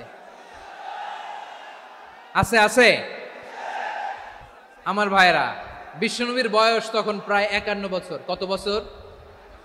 বিশ্বনবীর সবচেয়ে কাছের মানুষ খাদিজা রাদিয়াল্লাহু তাআলা আনহা ইন্তেকাল করেছেন। বিশ্বনবী বড্ড কষ্ট পেলেন, হৃদয়টা ভেঙে খান খান। যিনি ঘরের ভেতরে বিশ্বনবীকে সান্ত্বনা দিতেন, ভালোবাসা দিতেন, বাইরে গেলে কুরাইশরা বকাঝকা করে, অত্যাচার করে, কিন্তু আম্মাজান খাদিজা রাদিয়াল্লাহু তাআলা আনহা ঘরটারে এমন শান্তির নীড় বানায় রেখেছেন, এই ঘরের ভিতরে ঢুকলে বিশ্বনবীর কলিজাটা ঠান্ডা হয়ে যেত। এজন্য রব্বুল আলামিন বলেন, খাদিজা, ও আমার বান্দি খাদিজা, জান্নাতে এমন স্পেশাল একটা ঘর আমি তোমার জন্য রেডি করে রেখেছি। ওই ঘরের মধ্যে কোনো আওয়াজ নাই, ওই ঘরের মধ্যে কোনো নয়েজ নাই, ওই ঘরে কোনো বিশৃঙ্খলা নাই। কারণ মক্কার জমিনে আমার নবী কুরাইশদের বিশৃঙ্খলা, নয়েজ, আর ঝামেলাগুলোকে উপেক্ষা করে যখন তোমার ঘরের ভিতরে ঢুকতো, ঘরটারে তুমি শান্তির নীর, ঠান্ডা, নীরব, নিস্তব্ধ, নিঝুম আর শান্তির নীর বানিয়ে রেখেছো। এজন্য জান্নাতে স্পেশাল একটা শান্তির নীর আমি তোমারে উপহার দেব। ওই প্রিয়তমা স্ত্রী খাদিজা ইন্তেকাল করলেন, বিশ্বনবীর হৃদয় ভেঙে খান খান। আবার ওনার চাচা আবু তালেব ইন্তেকাল করলেন, যিনি পলিটিক্যাল শেল্টার দিতেন নবীকে। কে দিতেন? আবু তালেবের ভয়ে, বিশ্বনবীর এই চাচার ভয়ে কোনো মুশরিক নবীর গায়ে হাত দেওয়ার সাহস পায় নাই। এখন স্ত্রীও নাই, চাচাও নাই, নবীকে আশ্রয় দেওয়ার কেউ নাই, নবীর চারদিকে অন্ধকার। নবী এখন কই যাবেন? আমার পেয়ারা নবী নতুন স্টেশন খুঁজতেছেন, নতুন দাওয়াতি প্ল্যাটফর্ম খুঁজতেছেন। তিনি যায়েদ বিন হারেসা রাদিয়াল্লাহু তাআলা আনহুকে নিয়ে মক্কার পাশের একটা নেইবরিং সিটি তায়েফে চলে গেলেন। কোথায় চলে গেলেন? লালমনিরহাটের ভাইয়ের আওয়াজ করে বলেন, কোথায় গেলেন? তায়েফে চলে গেলেন দিনের দাওয়াত দেওয়ার জন্য। কি দেওয়ার জন্য? নাকি জমি কিনতে গেছিলেন? জমি কিনতে, দুনিয়ার যশ খ্যাতির জন্য, নিজের কোনো লাভের জন্য? তায়েফবাসীদেরকে জাহান্নামের আগুন থেকে বাঁচানোর জন্য। আওয়াজ করে বলতে হবে, ঠিক কিনা? বিশ্বনবী বিশাল মরুপথ, পাহাড়ি পথ পাড়ি দিয়ে তায়েফের মরুজমিনে গেলেন কোরআনের দাওয়াত নিয়ে, ইমানের দাওয়াত নিয়ে। কিন্তু তায়েফের লোকেরা বিশ্বনবীর দাওয়াতকে শুধু প্রত্যাখ্যান করেই থামে নাই, তারা বিশ্বনবীর সাথে অত্যন্ত খারাপ আচরণ করেছে। বিশ্বনবীকে শারীরিকভাবে হেনস্থা করেছে, আমার নবীকে শারীরিকভাবে অত্যাচার করেছে, আমার পেয়ারা নবীর গায়ে পাথর মেরেছে, বিশ্বনবীর গা বেয়ে ঝরঝর করে রক্ত ঝরেছে, নবী জামিনের মধ্যে লুটিয়ে পড়েছেন, আবার মেরেছে, আবার নবী হাঁটতে শুরু করলেন, পেছন থেকে আবার মেরেছে, আবার নবী রক্তাক্ত হয়ে জামিনের মধ্যে লুটিয়ে পড়লেন, আবার মেরেছে। বিশ্বনবীর মতো এত সুশ্রী মানব, বিশ্বনবীর মতো এত শুভ্র মানব, বিশ্বনবীর মতো এমন চমৎকার দেহাবয়ব দিয়ে রব্বুল আলামিন কাউকে বানান নাই। এরকম চমৎকার মানুষটাকে তারা তায়েফের ওই জমিনে রক্তাক্ত করেছে। বিশ্বনবী দুনিয়ার কোনো স্বার্থের জন্য সেখানে যান নাই, নিজের কোনো লাভের জন্য, প্রাপ্তির জন্য যান নাই, তায়েফবাসীদের জাহান্নামের আগুন থেকে বাঁচাতে গিয়েছেন। ঠিক কিনা বলেন? খে না খে দিন প্রচারের কাজে নিজেকে দিয়েছ বিলিয়ে, তায়েফের কাফিরেরা চিনল না সে আলো, দুষ্ট ছেলেদের পিছু দিল লেলিয়ে, পাথরের আঘাতে ক্ষত বিক্ষত হয়ে সারা শরীর থেকে রক্ত ঝরে। হে রাসূল তোমাকে ভুলি আমি কেমন করে, হে রাসূল তোমাকে ভুলি আমি কেমন করে। পারেন না আপনারা?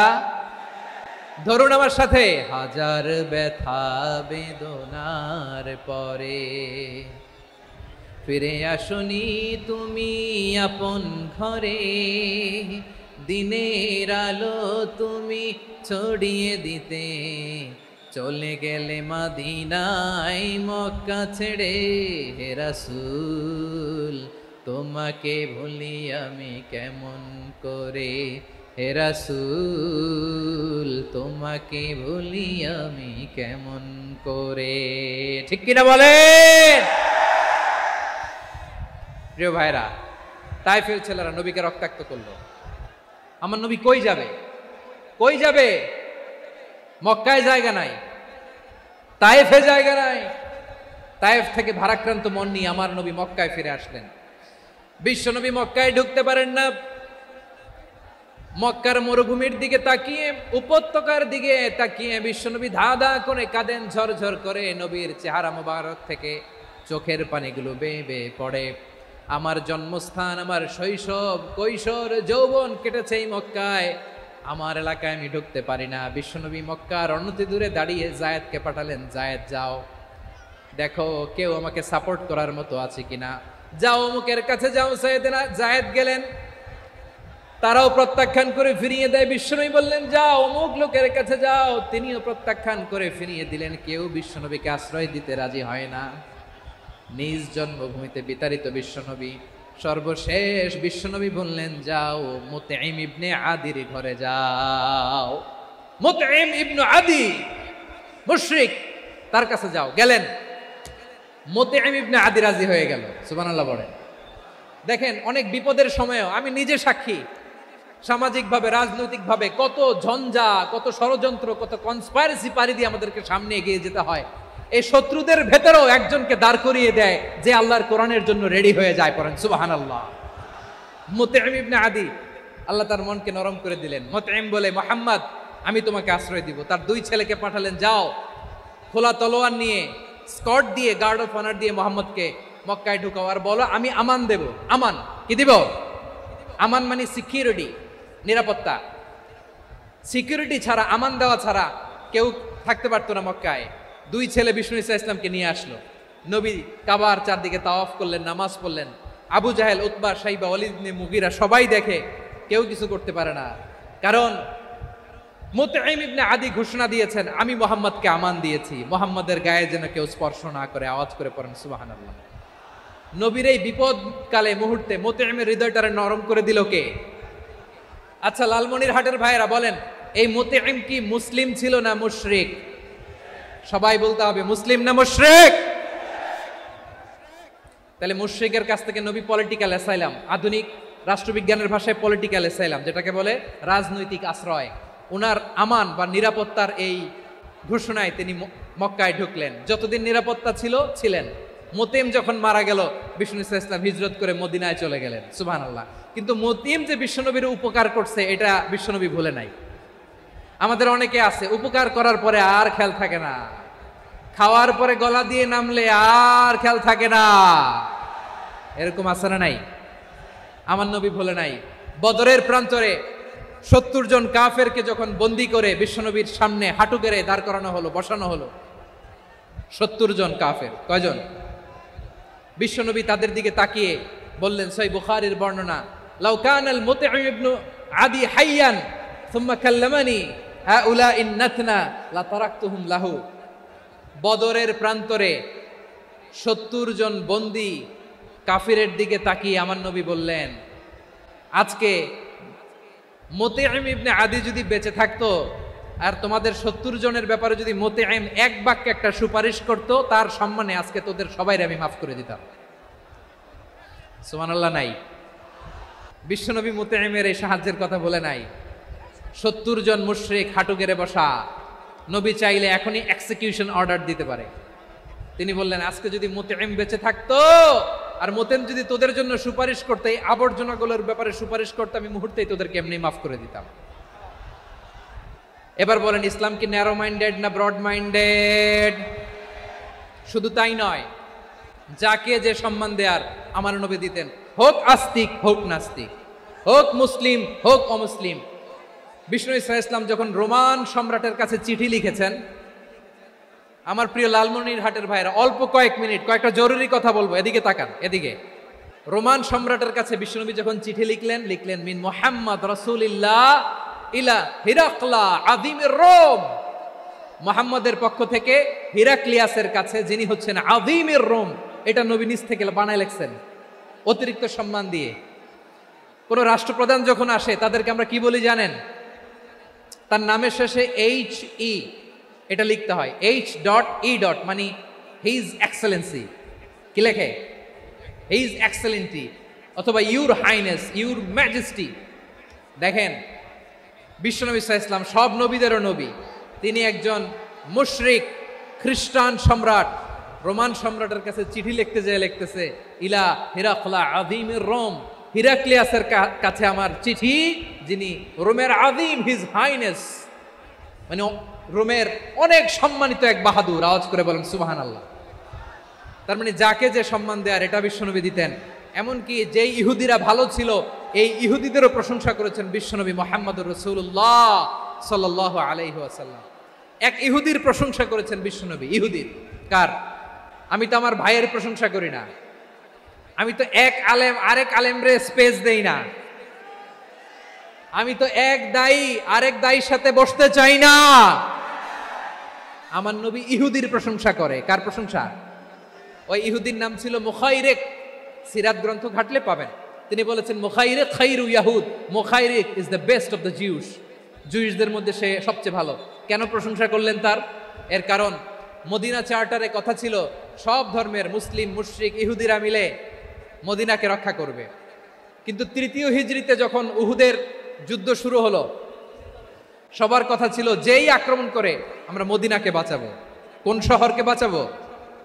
মদিনাকে। কিন্তু কুরাইশরা যখন অ্যাটাক করলো, ইহুদিরা আর আসে না, ইহুদিরা আর বেরোয় না। বিষ্ণু বললেন, ওহে ইহুদিরা, তোমরা না চুক্তি করলে আমার সাথে যে মদিনা বাঁচাতে সবাই ঝাঁপিয়ে পড়বো, আসো। একটা ইহুদিও বেরোয় না, কেউ আসে নাই সেদিন, একজন ছাড়া, তার নাম মুখাইরেক। তার নাম কি? মুখাইরেক বাহাদুরের মতো ঘোড়সাওয়ার হয়ে বেরিয়ে গেলেন এবং বললেন, গোটা ইহুদি সাম্রাজ্যের একজনও যদি না আসে, আমি মুখাইরেককে কেউ ঘরে আটকে রাখতে পারবে না। বেরিয়ে আসলেন, এসে বললেন, আমি মুহাম্মদের পক্ষে যুদ্ধ করব। আমি মারা গেলে আমার সম্পদ আমার উত্তরাধিকারীরা পাবে না, আমার সম্পদ তোমরা মুহাম্মদকে দিয়ে দিবা। সুবহানাল্লাহ বলেন। উহুদের ময়দানে 70 জন মুসলমান শহীদ হলো। এই ইহুদি সেও মুসলমানের পক্ষে যুদ্ধ করে নিহত হলো। সুবহানাল্লাহ বলেন। মুসলিমদের লাশ যখন নিয়ে আসা হলো, এই মুখাইরিকের লাশও নিয়ে আসা হলো। মুসলিমদের লাশের পাশে মুখাইরিকের লাশ দেখে বিশ্বনবী মুখাইরিকের প্রতি অনেক খুশি হলেন। আর বিশ্বনবী খুশি হয়ে বললেন, মুখাইরিক খায়রু ইয়াহুদ, মুখাইরিক যদিও তুমি ইহুদি, তারপরেও তুমি সব ইহুদিদের মধ্যে সেরা ইহুদি। পড়েন সুবহানাল্লাহ। আমার নবী ইহুদিকেও সম্মান দিতে কার্পণ্য করে নাই। আওয়াজ করে বলেন আল্লাহু আকবার। প্রিয় ভাইরা, এবার সর্বশেষ আওয়াজ করে বলেন, ইসলাম কি ন্যারো মাইন্ডেড নাকি ব্রড মাইন্ডেড? সবাই বলেন, ন্যারো মাইন্ডেড না ব্রড মাইন্ডেড? এজন্য অমুসলিম হইলেই তারা আমাদের শত্রু নয়। শত্রু কারা? এই লালমনিরহাটের ভাইয়েরা শোনেন, শত্রু কারা? যে সমস্ত অমুসলিম আমাদেরকে নিশ্চিহ্ন করে দিতে চায়, যে সমস্ত অমুসলিম আমাদের ভূখণ্ড থেকে আমাদেরকে তাড়িয়ে দিতে চায়, যে সমস্ত অমুসলিম আমার ধর্ম নিয়ে তুচ্ছতাচ্ছিল্য করে চিল্লায় বলেন ঠিক কিনা, তারা আমাদের শত্রু। সাধারণ অমুসলিমরা আমার শত্রু নয়। এই যে হিন্দুরা থাকে, এরা আমার ভাই, বৌদ্ধরা আমার ভাই, খ্রিস্টানরা আমার ভাই, ইহুদিরা আমার ভাই। তারা দিনই ভাই নয়, তারা মায়ের পেটের ভাই নয়, তারা মানবিক দিক থেকে ভাই। ও মানুষ, আমিও মানুষ। ইসলাম মানুষকে সম্মান করে, চিল্লায় বলো ঠিক কিনা। যারা আমাদের অস্তিত্বকে নিশ্চিহ্ন করতে চায়, যারা আমাদের ভূখণ্ডকে দখল করতে চায়, যারা আমাদেরকে নিয়ে মকারি করে, ফান করে, টিটকারি করে, আমার ধর্ম নিয়ে খেলা করে, তাচ্ছিল্য করে, ওদের বিরুদ্ধে আমাদের জিহাদ। সাধারণ মুসলিম আমাদের শত্রু নয়। আপনি জানেন নিউ ইয়র্কে, আমি তো নিউ ইয়র্কে ছিলাম অনেকদিন, ওখানে ফিলিস্তিনিদের পক্ষে যখন আমরা মিছিল করেছি, অনেক ইহুদি আমাদের সাথে মিছিলে দাঁড়িয়েছে। কারণ ওরাও জানে এই ভূখণ্ড ফিলিস্তিনিদের ভূখণ্ড। আওয়াজ করে বলো লালমনিরহাট ঠিক কিনা। ইসরায়েলের রাজধানী খোদ তেল আবিবে অনেক ইহুদিরা বেঞ্জামিন নেতানিয়াহু তার বিরুদ্ধে মিছিল করেছে। তো তারা কি আমাদের শত্রু? না। অনেক খ্রিস্টান আমাদের সাথে আমাদের স্বার্থ রক্ষায় আমাদের পাশে দাঁড়িয়েছে। খেয়াল রাখবেন, হিন্দু আর হিন্দুত্ববাদ এক নয়, ইহুদি ধর্ম আর জায়নিজম এক নয়। জায়নিজমের বিরুদ্ধে আমাদের সংগ্রাম, আমাদের জিহাদ। চিল্লায় বলেন ঠিক কিনা। এই যে ফিলিস্তিনের ভাইয়েরা, তারা তাদের স্বাধীনতা সংগ্রামের জন্য লড়াই করছে, করে যাচ্ছে, আমরা এটাকে সমর্থন জানাই। চিল্লায় বলো ঠিক কিনা। কাশ্মীরের ভাইয়েরা স্বাধীনতার জন্য সংগ্রাম করছে, আমরা সেই সংগ্রামকে সমর্থন জানাই। আওয়াজ করে বলো ঠিক কিনা।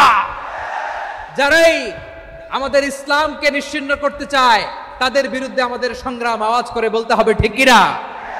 ওই সমস্ত দুর্বৃত্তদের সাথে আমাদের কোনো সম্পর্ক নাই। আমরা যদি ঐক্যবদ্ধ থাকতে পারি, ওই দুর্বৃত্তরা চান্স পাবে না। আমরা ঐক্যবদ্ধ থাকতে রাজি আছি। লালমনিরহাটের ভাইয়েরা, আমরা ঐক্যবদ্ধ থাকলে ওই দুর্বৃত্তদের কালো হাত ভেঙে দিতে আমাদের সময় লাগবে না। তাদের কালো হাত ভেঙে দিতে রাজি আছে মুসলমান? কারা কারা রাজি? দু হাত তুলে দেখাও।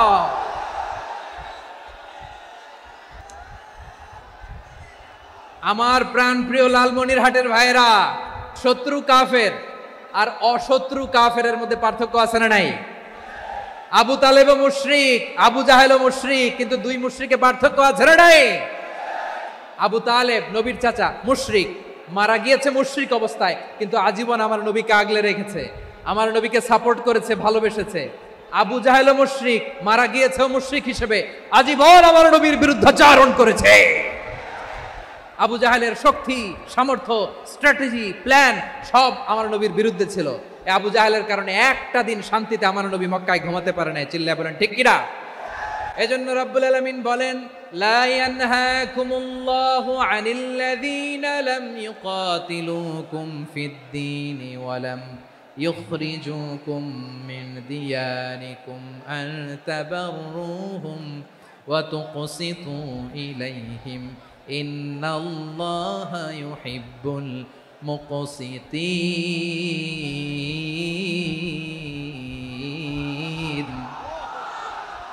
আল্লাহ বলে, গোলামেরা শোনো শোনো, যে সমস্ত অমুসলিম তোমাদের সাথে ধর্মযুদ্ধে লিপ্ত হয় না, তোমাদের বিরুদ্ধে যে সমস্ত অমুসলিম অস্ত্র ধরে না, যে সমস্ত অমুসলিম তোমাদেরকে তোমাদের জন্মস্থান থেকে, ভূখণ্ড থেকে তাড়িয়ে দেয় না, তাদের সাথে ভালো আচরণ করতে আমি আল্লাহ নিষেধ করি নাই।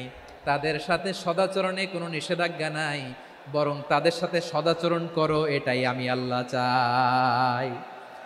তাহলে আমার যে অমুসলিমরা আমাদের সাথে শত্রুতা করে না, তুচ্ছতাচ্ছিল্য করে না, আমাদের ভূমি থেকে আমাদেরকে উচ্ছেদ করতে চায় না, আমাদের বিরুদ্ধে অস্ত্র ধরে না, ওই অমুসলিম ভাইদের সাথে আমাদের কোনো দ্বন্দ্ব আছে?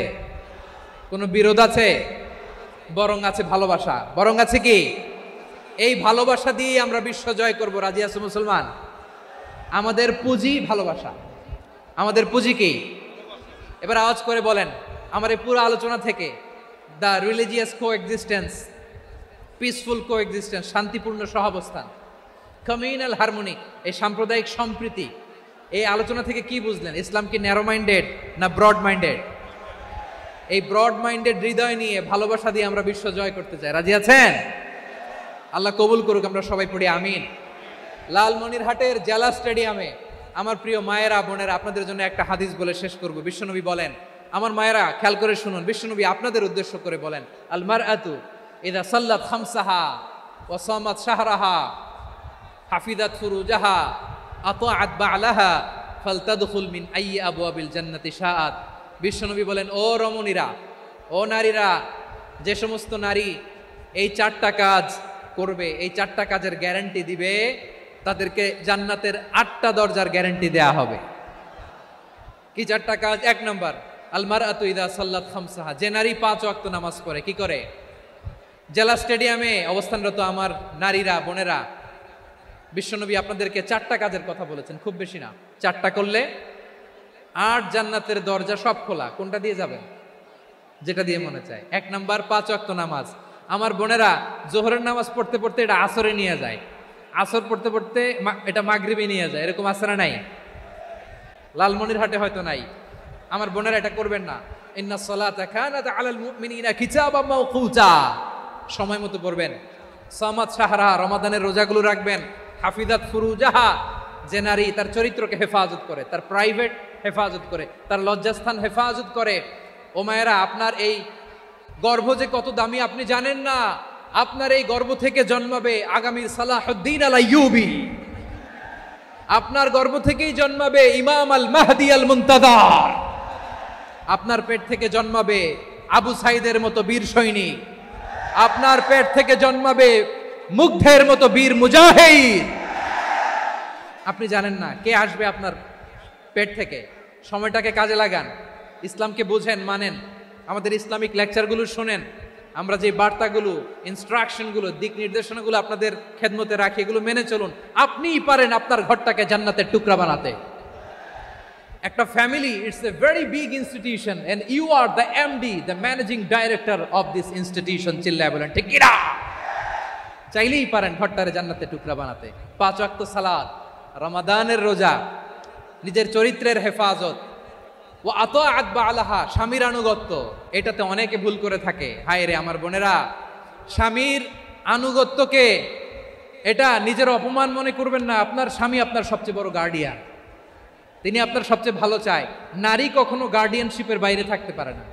হয় আপনি বাবার গার্ডিয়ানশিপের ভেতরে, বাপ না থাকলে ভাই আপনার গার্ডিয়ান, ভাই না থাকলে চাচা গার্ডিয়ান, বিয়ের পরে আপনার স্বামী আপনার গার্ডিয়ান। শরিয়া সম্মত স্বামীর আদেশগুলো আপনি মেনে চলবেন, কিন্তু শরিয়া বিরুদ্ধ কোনো আদেশ মানতে আপনি বাধ্য নয়। আওয়াজ করে বলুন সবাই, ঠিক কিনা? এই 4টা কাজ যদি কোনো নারী করে, বিশ্বনবী বলেন জান্নাতের 8টা দরজা খোলা, তোমার যেটা দিয়ে মনে চায় সেটা দিয়ে জান্নাতে তুমি এন্ট্রি নিতে পারবা। আমরা এখানে লালমনিরহাটের সোহরাওয়ার্দী ময়দানে আজকে যেমন একত্রিত হতে পারলাম, আল্লাহর জান্নাতেও যেন একত্রিত হতে পারে। আল্লাহ তুমি তৌফিক দান করো। আল্লাহ আমার এই কলিজার টুকরা যুবক ভাইদেরকে তুমি ওমরে ফারুকের মতো কবুল করো। জেলা স্টেডিয়ামে অবস্থানরত আমার মা বোনদেরকে তুমি ফাতেমার মতো, খাদিজার মতো কবুল করো।